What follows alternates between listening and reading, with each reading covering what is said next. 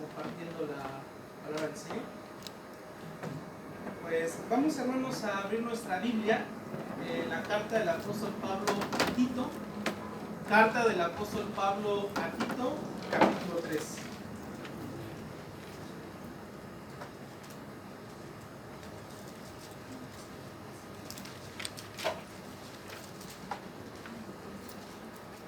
Carta del apóstol Pablo a Tito, capítulo 3.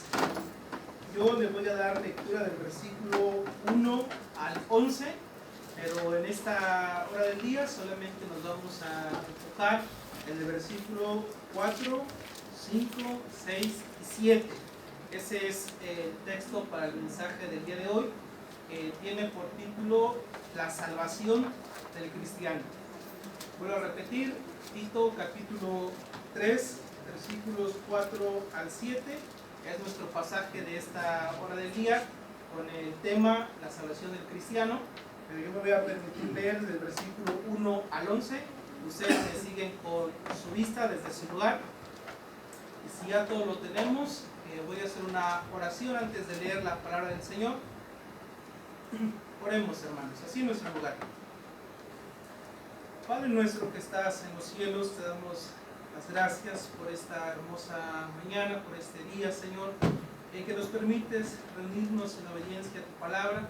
Suplicamos tu bendición, que a través de los cantos, a través de las lecturas, a través de la exposición de tu verdad, nuestra vida sea edificada, y podamos, Señor, seguir alimentando esa esperanza que tenemos en ti, que nuestra conciencia sea moldeada por tu verdad, para vernos como peregrinos en este mundo y no como residentes, para saber que hay promesas especiales, promesas guardadas para nosotros, y que algún día, Señor, tú vendrás al fin del mundo a juzgar a los vivos y a los muertos. Padre, ayúdanos como tus hijos, como tus hijas, a encontrar en tu palabra el consuelo y la dirección que necesitamos para poder vivir en fidelidad y obediencia a tu santa palabra. Gracias, Señor, por estos momentos en que como pueblo nos permites reunirnos para meditar, Señor, en tu verdad y encontrar en ella esa fuente de vida, que como alguna vez dijo uno de tus discípulos, solamente tú tienes palabras de vida eterna, Señor. Santifícanos en tu verdad, porque tu palabra es verdad. Y en el nombre de nuestro Señor Jesucristo, suplicamos su dirección. Amén. Amén. Dice, hermanos, la palabra del Señor en Tito 3, 1 al 11. Recuérdales que se sujeten a los gobernantes y autoridades, que obedezcan, que estén dispuestos a toda buena obra, que a nadie difame, que no sean pendencieros, sino amables, mostrando toda mansedumbre para con todos los hombres, porque nosotros también éramos en otro tiempo insensatos, rebeldes, extraviados, esclavos de concupiscencias y deleites diversos, viviendo en malicia y envidia, aborrecibles y aborreciéndonos unos a otros. Pero cuando se manifestó la bondad de Dios nuestro Salvador y su amor para con los hombres, nos salvó, no por obras de justicia que nosotros hubiéramos hecho, sino por su misericordia, por el lavamiento de la regeneración y por la renovación en el Espíritu Santo, el cual derramó en nosotros abundantemente por Jesucristo nuestro Salvador, para que justificados por su gracia viniésemos a ser herederos conforme a la esperanza de la vida eterna. Palabra fiel es esta, y en estas cosas quiero que insistas con firmeza, para que los que creen en Dios procuren ocuparse en buenas obras. Estas cosas son buenas y útiles a los hombres, pero evita las cuestiones necias y genealogías y contenciones y discusiones acerca de la ley, porque son vanas y sin provecho. Al hombre que cause divisiones, después de una y otra amonestación, deséchalo, sabiendo que el tal se ha pervertido y peca y está condenado por su propio juicio. Vuelvo a leer el versículo 4, 5, 6 y 7. Pero cuando se manifestó la bondad de Dios nuestro Salvador y su amor para con los hombres, nos salvó, no por obras de justicia que nosotros hubiéramos hecho, sino por su misericordia, por el lavamiento, la regeneración y por la renovación del Espíritu Santo, el cual derramó en nosotros abundantemente por Jesucristo nuestro Salvador, para que justificados por su gracia, viniésemos a ser herederos conforme a la esperanza de la vida eterna. Amén. El día del Señor en que la iglesia se reúne para adorarle en comunidad, nosotros recordamos que Él es creador. Hemos vivido los 6 días de la semana y en el 7º día, en obediencia a su palabra, estamos aquí en su casa porque Él descansó. Y creemos que como creador, pues cuida, sostiene y guía a su mundo. Pero también nos reunimos en ese día porque un domingo de hace muchos siglos el Señor se levantó de los muertos y con ello mostró que la obra que Él venía a hacer al mundo fue una obra verdadera, fue algo real. Nuestras confesiones lo dicen así. Nosotros reflexionamos en las obras de creación, de providencia y de salvación cada vez que nos reunimos en el día del Señor. Y en esta hora del día vamos a reflexionar en una de estas obras, que es la salvación. Esa salvación que solamente Cristo, el Padre y el Espíritu Santo han hecho posibles para su pueblo. Si ustedes prestaron mucha atención en los versículos que acabamos de leer, se habla en el versículo 4 de Dios como Salvador, pero también se habla del Espíritu Santo, y en el versículo 6 se habla de Jesucristo, nuestro Salvador. En la mañana con nuestro pastor hablábamos precisamente de la Trinidad, y aquí en estos versículos vemos cómo es que la obra de salvación de la cual nosotros formamos parte, pues es obra de este Dios trino. Vamos a reflexionar en 3 cosas al respecto de este pasaje. Hoy vamos a hablar sobre el cuándo de nuestra salvación, el cómo de ella y también el para qué. El versículo 5 inicia con unas palabras: nos salvó. Y estas palabras, desde el versículo 4, 5, 6 y 7, es una afirmación de la cual depende todo lo demás. Entonces dice el apóstol Pablo a Tito: Dios, el Espíritu Santo, Cristo, nos salvó. Y como les dije hace unos momentos, vamos a reflexionar sobre el cuándo, el cómo y el para qué de esa salvación. ¿Cuándo nos salvó? Esa pregunta la responde el versículo 4. Pero cuando se manifestó la bondad de Dios nuestro Salvador y su amor para con los hombres, nos salvó. ¿Cuándo? Cuando se manifestó la bondad. El versículo 4 habla de la bondad y la misericordia del Señor, pero no distingue entre ambas. Me refiero a que cuando habla de la bondad del Señor y su misericordia, son 2 cosas que siempre van unidas. El evento más grandioso, el evento más maravilloso, en el cual el Señor ha mostrado su misericordia, ha manifestado su bondad, fue cuando nuestro Señor Jesucristo vino al mundo, se hizo como uno de nosotros, vivió, murió por nosotros, fue crucificado, pero se levantó de entre los muertos. Pero esa bondad del Señor, esa misericordia soberana de Él, la podemos ver en todo el Antiguo Testamento, de una y otra forma. Con Adán, cuando no lo dejó en la condición en la cual por su pecado cayó. De su pueblo, cuando escuchó su clamor y se acordó de su pacto y los liberó de Egipto. Y que a pesar de su rebeldía, a pesar de que el pueblo fue rebelde en el desierto, nunca les faltó la provisión del Señor, que la podíamos ver en el maná. A pesar de la rebeldía de su pueblo, tenían lo necesario para poder vivir, para poder ser sustentados. Y así podríamos citar más ejemplos del Antiguo Testamento de cómo siempre la bondad, la misericordia y la gracia de Dios han formado parte de la vida de su pueblo. Porque a pesar de su rebeldía, el Señor cumplió su promesa cuando tuvo que hacerlo. A pesar de que su pueblo fue rebelde a sus mandamientos una y otra vez, el Señor envió a su Hijo Jesucristo. Y en su nombre, en el nombre que le fue revelado a sus padres, traía la misión, la obra para la cual Él vendría y pondrá su nombre Jesús, porque Él salvará a su pueblo de sus pecados. Dice también el versículo 4, y su amor para con los hombres. Cuando hablamos entonces de la bondad y el amor de Dios, hablamos nosotros de esa disposición de gracia que el Señor ha tenido para salvarnos, para mirarnos, para no dejarnos en nuestra condición. Y hoy nos ha dejado la promesa de que algún día va a venir con nosotros, porque si Él se iba a preparar un lugar para que donde Él esté, nosotros también estemos. Cuando Él asciende a los cielos, aún todavía hace la promesa, y he aquí, yo estaré con vosotros hasta el fin del mundo. Amén. Hasta el fin del mundo, que no es otra cosa que decir hasta que yo venga otra vez.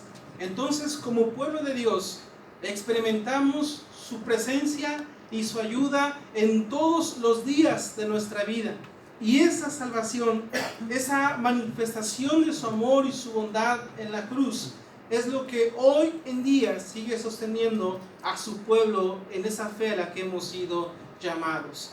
Vivimos nuestras vidas, pero ya no es una vida igual a la que teníamos antes de conocerle. Ahora vivimos una vida en esperanza, en fe, en amor, porque su gracia se manifestó. Pero ¿cómo nos salvó el Señor? Dice el versículo 5, no por obras de justicia que nosotros hubiéramos hecho, sino por. Entonces dice el versículo 5, no nos salva por obras humanas, sino que nos salva por obras divinas, no por obras de justicia que nosotros hubiéramos hecho. Al respecto de esto, creo que todos tenemos claro de que nuestra salvación no es por obras, pero no puede ser por obras, hermanos, porque solamente al imaginar cómo es que ante el Señor hemos vivido, es que no hay ninguna obra humana que pueda decirle a Dios, con esto te pago por mis pecados. No es que se requiera una gran obra, no, es que simplemente no la hay. No hay nada con que el hombre pueda decirle a Dios, con esto estamos a mano. Dice el versículo 3, nosotros también éramos en otro tiempo insensatos, rebeldes, extraviados, esclavos de concupiscencias y deleites diversos, viviendo en malicia y envidia, aborrecibles y aborreciéndonos unos a otros. Pero, dice el versículo 4, el versículo 3 habla de esa condición en la que nosotros estábamos, pero esa terrible condición en que nos encontrábamos, no éramos conscientes de ello. Pablo en su carta a los Efesios en el capítulo 2 nos dice que nosotros éramos esclavos, que estábamos bajo la tiranía del diablo, que estábamos muertos, esclavos, muertos, ciegos. Metáforas que el apóstol Pablo utiliza para decirnos éramos inútiles, estábamos completamente perdidos. Hoy podemos ver la maldad que había en nuestro corazón por la obra que el Señor hace en nuestras vidas, porque ha abierto nuestros ojos al pecado. Pero antes éramos esclavos, nos deleitábamos en ello, lo disfrutábamos, porque ni siquiera sabíamos en qué condición nos encontrábamos. Es por eso que la salvación del cristiano no es por obras, porque no las hay. No podemos con ninguna obra humana decirle al Señor, con esto te pago todo el pecado que he cometido. Porque según el Señor, la paga del pecado es la muerte. Y se necesitaba que aquel que muriera no solamente fuera hombre, porque el hombre es quien debe de pagar por ese pecado, sino que también fuera Dios para poder soportar la ira del Señor. Jesucristo, hermanos, no solamente murió por nosotros, también vivió por nosotros, vivió para morir. Y nuestra salvación sí es por obras, pero no por obras humanas, sino es por la obra de Jesucristo. Porque aunque a ti no te costó, a Jesucristo le costó su vida. La obra de salvación sí tiene un costo. La obra de salvación sí tiene un alto precio que tú no puedes pagar, que yo no puedo pagar, que nosotros no podemos pagar, pero que fue pagado. Es gratuita para ti, para mí, para el pueblo, pero al Señor le costó su vida. Y algo que igual debemos nosotros recordar cuando hablamos de la manifestación de su amor, de su bondad en la cruz, es lo que hemos hablado sobre la sustitución en otras ocasiones. ¿Cuántas veces miramos la cruz y decimos, pobrecito lo que a él le hicieron? A veces las películas nos alimentan ese sentimiento, ¿no? De ver cuánto sufrió, cuánto fue lo que le hicieron.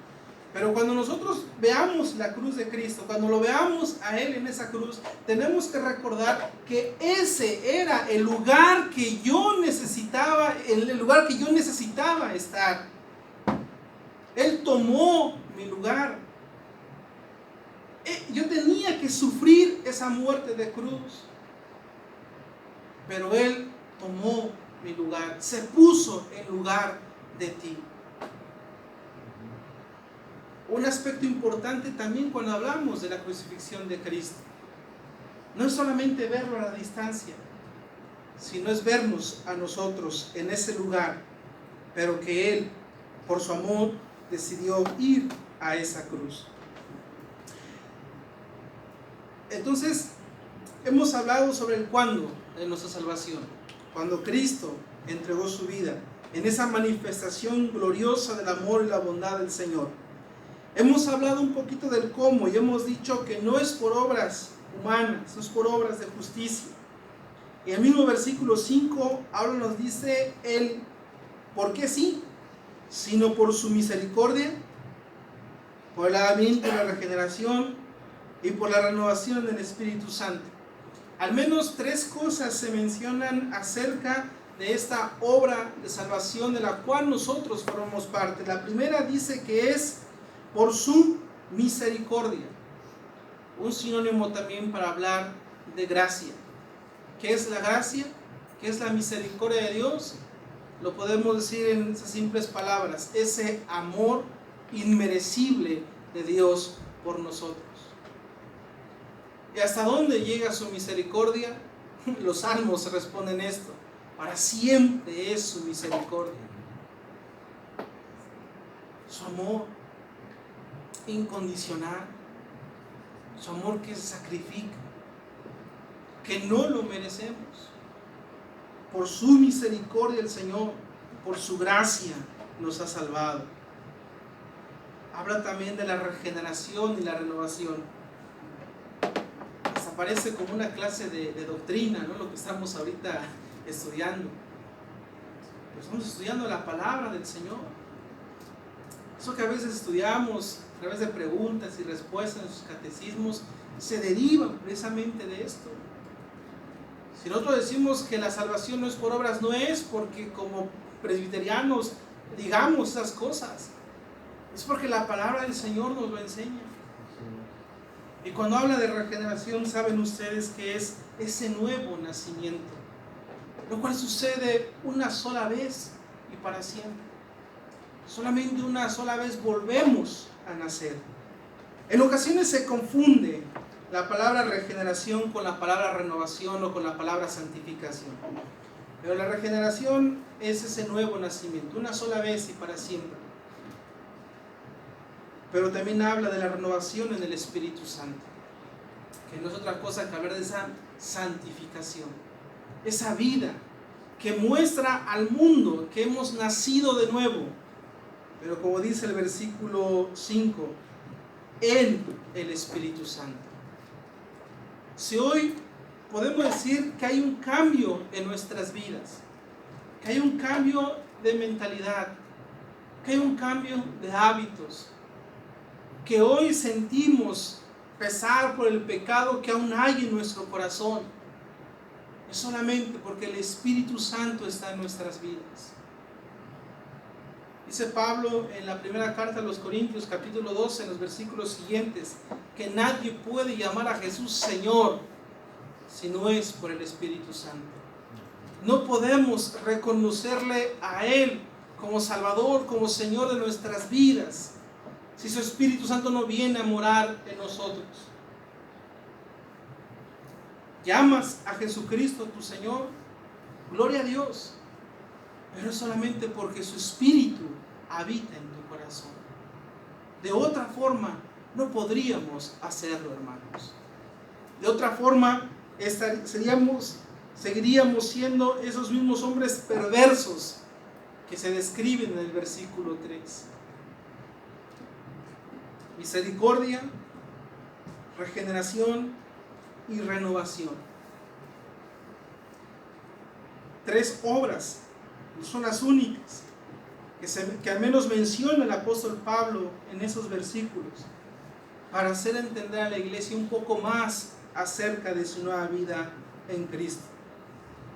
El versículo 6 es una descripción del Espíritu Santo, el cual derramó en nosotros abundantemente por Jesucristo nuestro Salvador. Derramó en nosotros. Y lo ha derramado rebosantemente.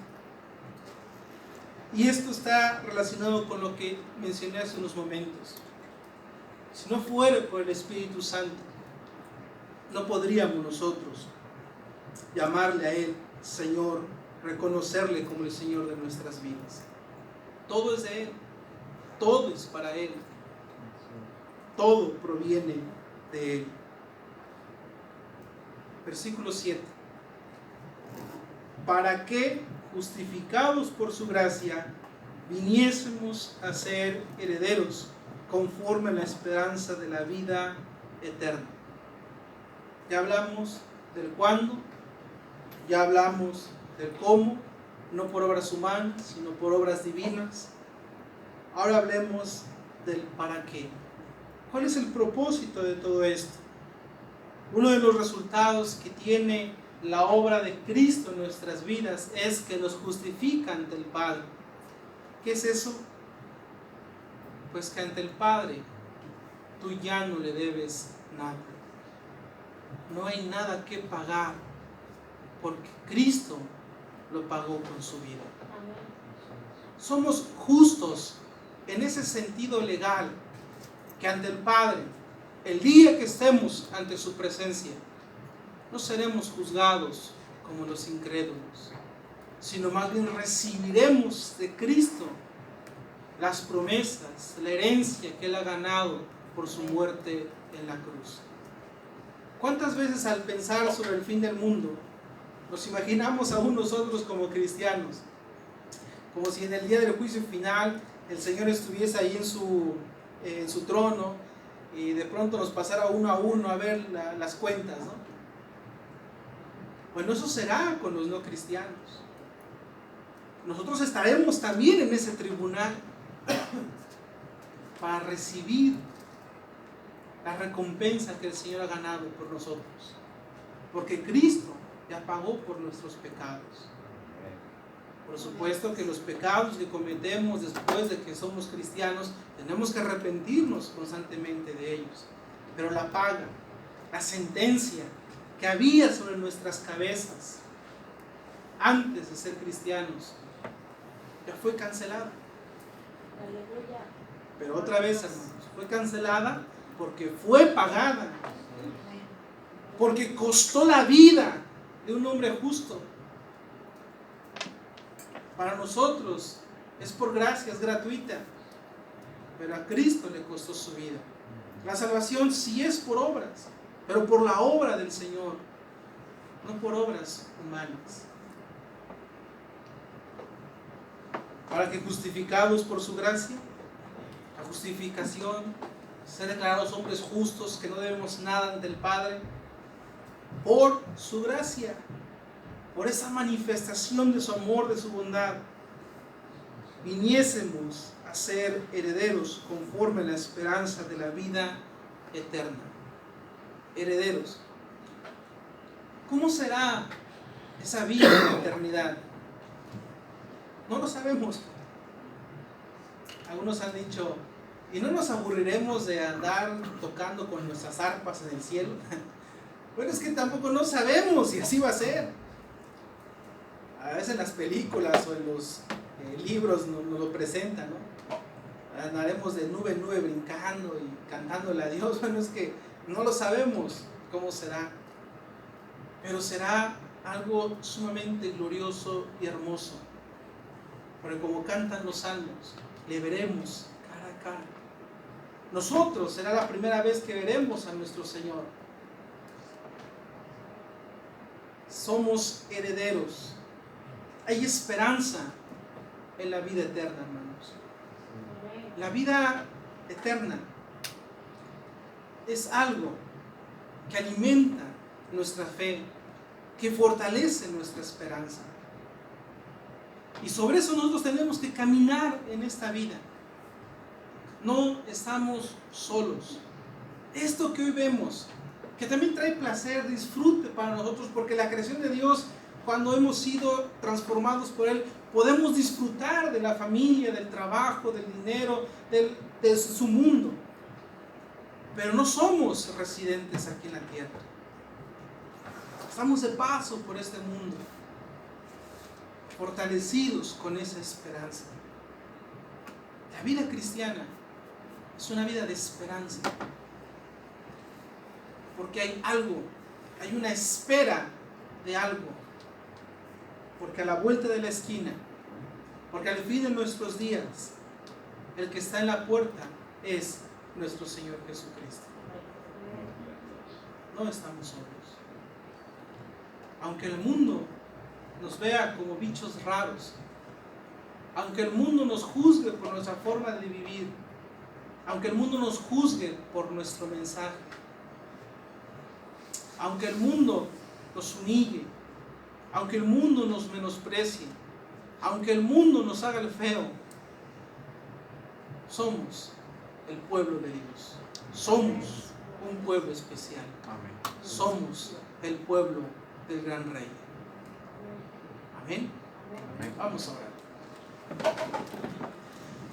Amado Señor, te damos gracias, Padre, porque en tu infinita misericordia nos has perdonado, nos has regenerado y nos has preparado una nueva vida, Señor, para andar en aquellas obras que tú has preparado para nosotros. Padre, recuérdanos siempre el por qué somos cristianos. Recuérdanos siempre el por qué hoy podemos llamarte Señor. Recuérdanos, Señor, que somos tu pueblo. Padre, alienta nuestra vida con esa esperanza de la salvación, con ese gozo de tu salvación, para poder enfrentarnos a este mundo y las presiones que aquí tenemos, para poder enfrentarnos con fe a la vida de cada día, Señor, de saber que ya no estamos solos, de saber que no estamos abandonados en este vasto universo, sino que tú, Señor, nos tienes en tus manos. No sabemos el día que hayamos de partir a tu presencia, o si en unos minutos más estos cielos se abrirán y te veremos, Señor. Pero sea el tiempo que nos permitas estar aquí en la tierra. Aliéntanos cada día, sosténnos cada día. Danos esa fe, Señor, que viene por el oír tu palabra. Permítenos vivir en fidelidad, en servicio, proclamando y mostrando y enseñando tu palabra a los que no te conocen. Señor, bendice a la iglesia Filadelfia. Bendice a las personas que hoy nos visitan. Solo tú sabes, Señor, la necesidad que hay en sus vidas, las pruebas que estén pasando. Pero podrán hacerlo porque tú eres quien nos sostiene, porque tú eres quien nos fortalece. Porque si nos has dado a tu Hijo Jesucristo, ¿cómo no nos darás, Señor, también todas las cosas? ¿Quién nos puede apartar de tu amor? Porque ni siquiera las puertas del Hades pueden prevalecer contra tu iglesia. Padre, bendice sus vidas, de aquellos que están con nosotros, que nos visitan, que el día de mañana puedan seguir con nosotros, alabando tu nombre, En Cristo Jesús te lo pedimos. Amén. Amén. Vamos a continuar con el orden del culto, hermanos. Dejo el lugar al pastor.